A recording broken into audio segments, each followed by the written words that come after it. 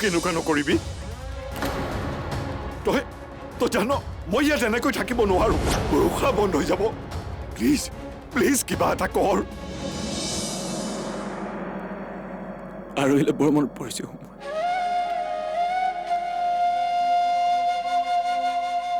হয় দিয়া সকলো শেষ হলেও এই স্মৃতিবোৰেই আমাৰ মাজত ৰৈ যায় প্লিজ খুৰী ইমান বেয়া কথা নক'ব আপুনি থকাৰ বাবে এইটো ঘৰখন উজ্জ্বল হৈ আছে আকাশতে শুনিলে দুখ পাব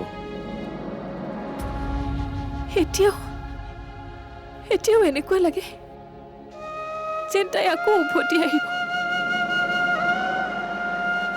এনেকুৱা লাগে যেন দৌৰি আহি মোক বা বুলি মাতি সাপতি ধৰিব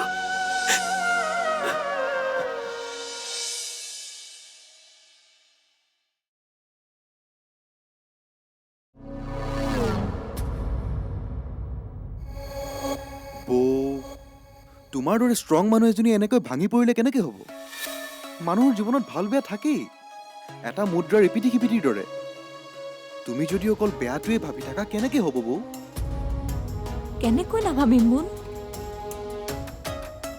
পাপা মোৰ লাইফত নাথাকিলে মোৰ দেখোন একো অস্তিত্বই নাথাকিব এতিয়া মই বিপদত পৰিলে কোনে হেল্প কৰিব মোক কি যে কোৱা বৌ আমি নাই জানো আৰু ইমনদাইটো তোমাক নিজতকৈও বেছি ভাল পায় ইমন মোন অকল ভাল পালেই নহ'ব মোৰ নিডছবোৰ পূৰাব পাৰিব লাগিব আগতে মই সেইবোৰৰ কাৰণে কেয়াৰ নকৰিছিলোঁ সকলোবোৰ পাপাই দিছিলে অৱশ্যে দেউতাইও কৰিছিলে মই যি বিচাৰোঁ তাকেই দিছিলে কিয় ইমনদাই নিদিয়ে নেকি দিয়ে কিন্তু নিজৰ জানো 100% ৰাইট আছে এই প্ৰপাৰ্টিৰ ওপৰত চিন্তা কিয় কৰিছে এই যে মই ভাল দিশৰ কথাটো ক'লো মানে বুজিছে নহয় মানে এতিয়া দেখোন তুমি ৰাণী কোন আছেনো তোমাৰ প্ৰতিদ্বন্দ্বী গতিকে নিজৰ অধিকাৰবোৰ প্ৰয়োগ কৰিবলৈ শিকা আৰু ধৰা গুৱাহাটীৰ কোম্পানীটো ইমনদাৰ নামত কৰিবলৈ জোৰ দিয়া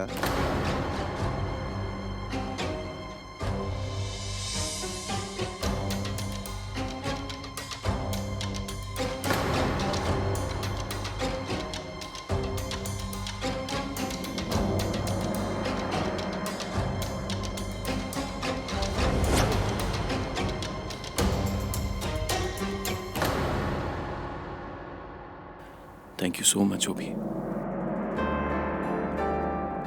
মই তোমাক কেনেকৈ কৃতজ্ঞতা জনাওঁ মই বুজিয়ে পোৱা নাই হ'ব তোমাৰ মা মানে মোৰো মা থেংক ইউ কৈ লাজ নিদিবা বিপদত ইজনে আনজনক সহায় কৰাজনেই প্ৰকৃত বন্ধু তুমি ঠিকেই কৈছা অভি তোমাক আকাশৰ ওচৰত দেখি মই সঁচাকৈ নিশ্চিন্ত হৈছোঁ সেইবাবে তুমি নিশ্চিত হৈ যাবলৈ ওলাইছা তেনেকুৱা কথা নহয় তেন্তে কি কথা কিয় যাবলৈ ওলাইছা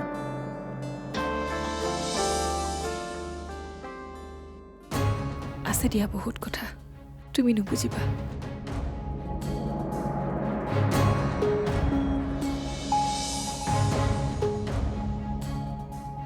মানুহে ঠিকেই কয় বিপদৰ সময়ত কেতিয়াবা ছাটোৱেও এৰি যায়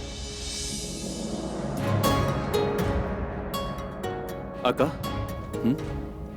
তুমি বাধা নিদিয়া কিয় আস্থা গুচি গ'লে তোমাৰ পাৰ্চনেল লাইফ প্ৰফেশ্যনেল লাইফত প্ৰব্লেম নহ'ব জানো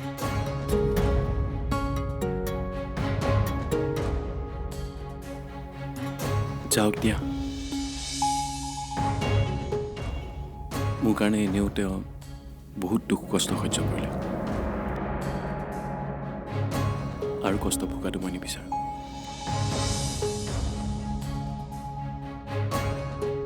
তেওঁৰ যাতে এটা সুন্দৰ জীৱন আৰম্ভ হওক, মই সদায় সেইটোৱে বিচাৰোঁ।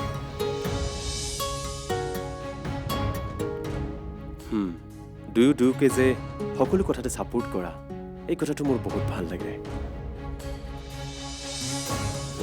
মোৰ যদি এনেকুৱা আণ্ডাৰষ্টেণ্ডিং এজন ফ্ৰেণ্ড থাকিলে হয়, যিয়ে মোক চকু মুদি বিশ্বাস কৰিলেহেঁতেন।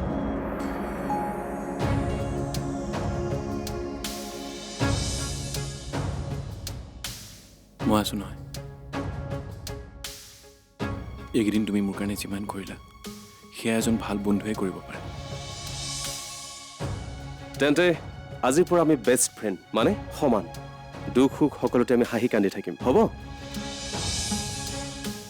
তেন্তে দিয়া।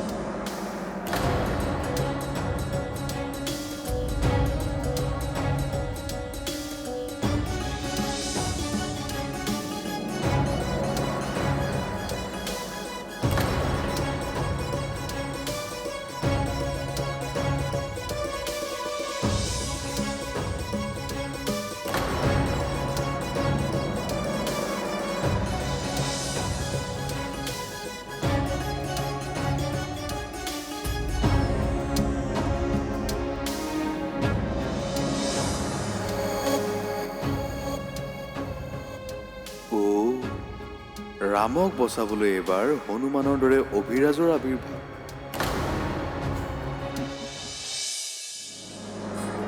মই বুজিছোঁ তোমাৰ কথা, কিন্তু তুমিয়ে কথা এটা কোৱাচোন, এজন মানুহৰ কাৰণে ঘৰখনৰ আটাইবোৰ নিৰ্দোষী মানুহক দোষী বিবেচনা কৰাটো উচিত হ'ব জানো? কোৱাচোন, হ'ব? নহয়। তেনেহ'লে মই সঁচাকৈ ভালৰ বাবে ভাল আৰু বেয়াৰ বাবে কাল, সেইবাবেতো ইয়াক বগৰাই দিলোঁ।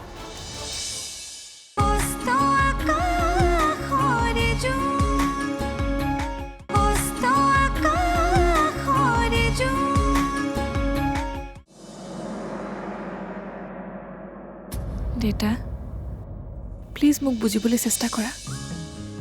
মই নাযাওঁ দিয়া। এওঁলোকৰ এনেকুৱা বিপদৰ সময়ত গুচি গ'লে মই জানো তাত শান্তিত থাকিব পাৰিম? কিন্তু তই ইয়াত থকাটো মই নিবিচাৰোঁ। মই বুজিছোঁ তোমাৰ কথা, কিন্তু তুমিয়ে কথা এটা কোৱাচোন, এজন মানুহৰ কাৰণে ঘৰখনৰ আটাইবোৰ নিৰ্দোষী মানুহক দোষী বিবেচনা কৰাটো উচিত হ'ব জানো? কোৱাচোন, হ'ব? নহয়। তেনেহ'লে তুমিয়ে কোৱা, আকাশতৰ বিপদৰ সময়ত তেওঁলোকক সহায় কৰাটো জানো সমীচীন নহ'ব? হ'ব দে, তই যি ভাল দেখ তাকে কৰ। তোৰ ওপৰত মোৰ সম্পূৰ্ণ বিশ্বাস আছে। কিন্তু মাৰক কোনে বুজাব? মাৰেতো খং কৰিবই।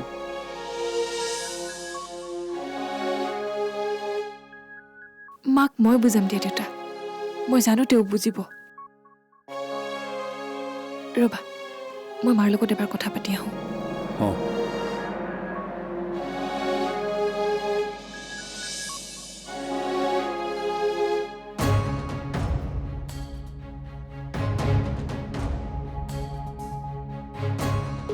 হাজাৰ বেয়াৰ পিছতো কেৱল ভালটো বিচাৰি লোৱাটোৱে চাগে সঁচা মানুহৰ লক্ষণ।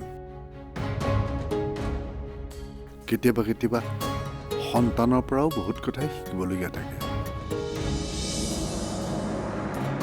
তই থাকিব খুজিছ যেতিয়া থাক, কিন্তু কিবা সমস্যা পালে গুচি যাবি। নিজক দুখ দি আনক সুখী কৰিবলৈ গৈ কষ্ট পাই নাথাকিবি। আৰু এনেও তোক বাধা দিলে জানো তই মানিবি? তই নিজেই যিটো ভাল বুলি ভাব সেইটোৱেইতো কৰিবি। মা, হ'ব দিয়া, ইমান চিন্তা নকৰিবা। আৰু এইবাৰ মই আনৰ লগতে নিজকো সুখী ৰাখিবলৈ চেষ্টা কৰিম। আৰোহীৰ মৃত্যুৱেতো এটা কথা অন্তত শিকালে যে আমি জীৱন এবাৰেই পাওঁ, জীৱনত আনক সুখী কৰিবলৈ হ'লে নিজকো ভাল পাব লাগিব। কেৱল ত্যাগ কৰিলেই কোনো সুখী হ'ব নোৱাৰে। তই যে বুজিছ মোৰ ভাল লাগিল। এইবাৰ অৱশ্যে তোৰ অভিৰাজ বন্ধুজনৰ কাৰণে মই অলপ নিশ্চিন্ত। বৰ ভাল ল'ৰা, সি ইমান ধুনীয়াকৈ কৈছে। সি হেনো আকাশ আৰু তোক কষ্ট পাবলৈ নিদিয়ে। আৰু কি কৈছে জান? সি বোলে তোক যদি কষ্টত দেখে সি নিজে গৈ ঘৰত থৈ আহিবগৈ। কি সঁচাকৈ? বৰ অদ্ভুত ল'ৰা। কি কি যে কৈ থাকে তেওঁহে জানে। আচৰিতে লাগি যায়। চিধা মানুহবোৰ তেনেকুৱাই, যি ভাবে কৈ দিয়ে। বাৰু হ'ব দিয়া, তুমি যোৱা এতিয়া। দেৰি কৰিলে আকৌ গাড়ী নাপাবা নহয়। ভালকৈ থাকিবি। ভালকৈ যাবা।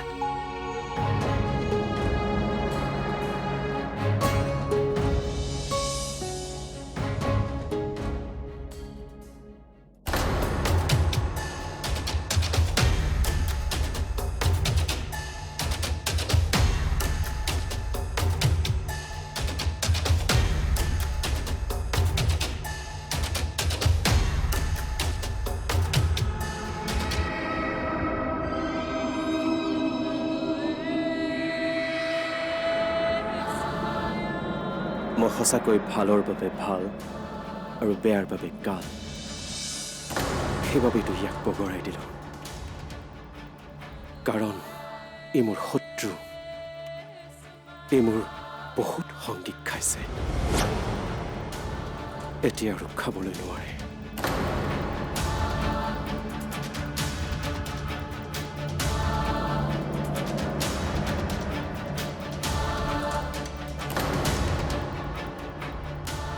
এইবাৰ জয় মোৰেই হ'ব। এনেকুৱা বন্ধুত্বৰ জাল পেলাইছো সেনাপতি সদৃশ আকাশৰ লগত। সেনাপতিয়ে নিজেই ৰজাক মৃত্যুৰ দুৱাৰলৈ ঠেলি পঠিয়াব।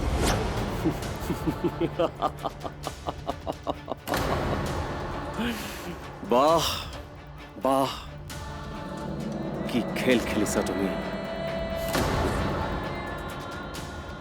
কোনেও গমেই নাপাব। বাহ বাহ অভিৰাজ, কি খেল খেলিছা তুমি।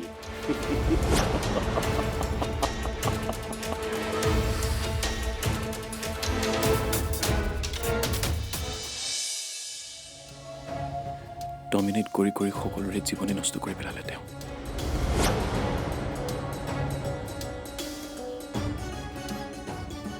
মনত আছে মা? আৰাধনা, তোমাক মই অকল ঘৰৰ পৰিচালনাৰ দায়িত্ব দিছো, কিন্তু ডিচিশ্যন লোৱা অধিকাৰ অকল মোৰ আছে।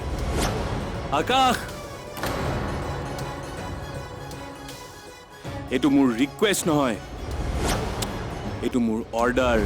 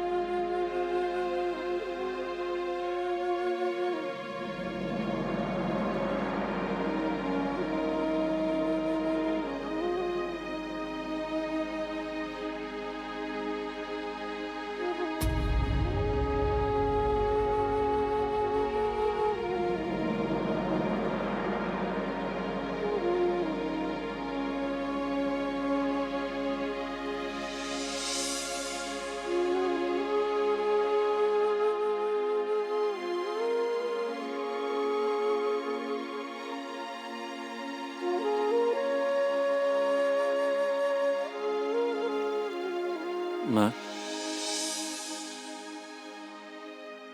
গাখীৰ গ্লাছ কেতিয়াবাই দি গ'লো মই ইয়াতে। তুমি এতিয়াও খোৱাই নাই ন?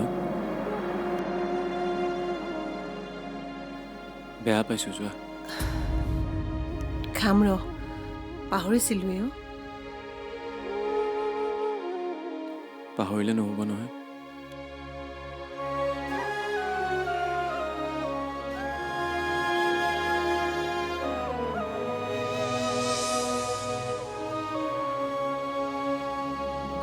লোৱা, এতিয়া খোৱা।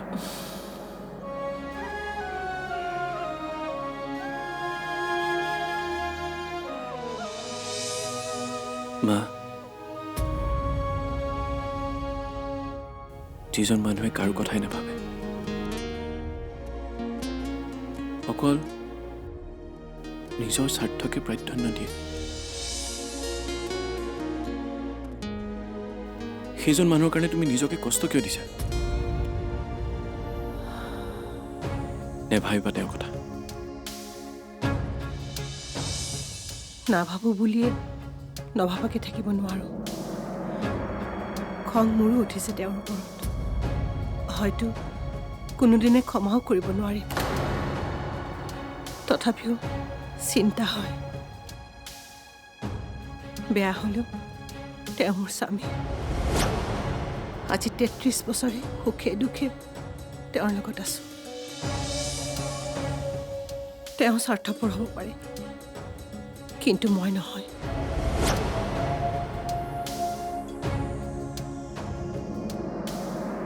তুমি তেওঁৰ নিচিনা নহয় কাৰণেতো আমাৰ এই ঘৰখন ঘৰ হৈ আছে। নহ'লেতো কেতিয়াবা শেষ হৈ গ'ল হয় মা। দেউতা যে এটা সময়ত স্মাগলাৰ আছিলে, এই কথা তুমি জনা নাছিলা মা? মই একেবাৰে জনা নাছিলোঁ, কাৰণ ব্যৱসায়ৰ কথা তেওঁ কোনোদিনে মোৰ লগত আলোচনা কৰা নাছিল। আৰু মই কেতিয়াবা সুধিলেও খং কৰি মোক মনে মনে থাকিবলৈ কৈছিল। কেৱল ইয়াৰ কোম্পানীৰ কামত মোৰ চহী লাগিলে সেই কথা মোক কৈছিল।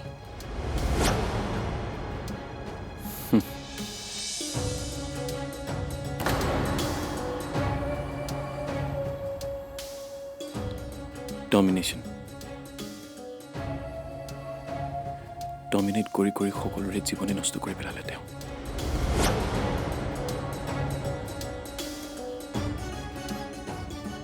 মনত আছে মা? আৰাধনা, তোমাক মই অকল ঘৰৰ পৰিচালনাৰ দায়িত্ব দিছোঁ, কিন্তু ডিচিশ্যন লোৱা অধিকাৰ অকল মোৰ আছে। আকাশ, এইটো মোৰ ৰিকুৱেষ্ট নহয়, এইটো মোৰ অৰ্ডাৰ। ইমন, মই যি কওঁ সেইটোৱে ফাইনেল।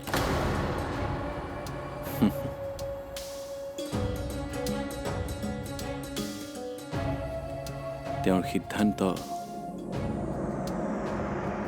তেওঁৰ বিচাৰ,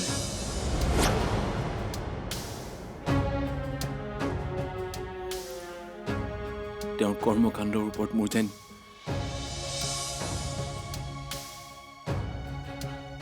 বিতৃষ্ণা উপজিছে।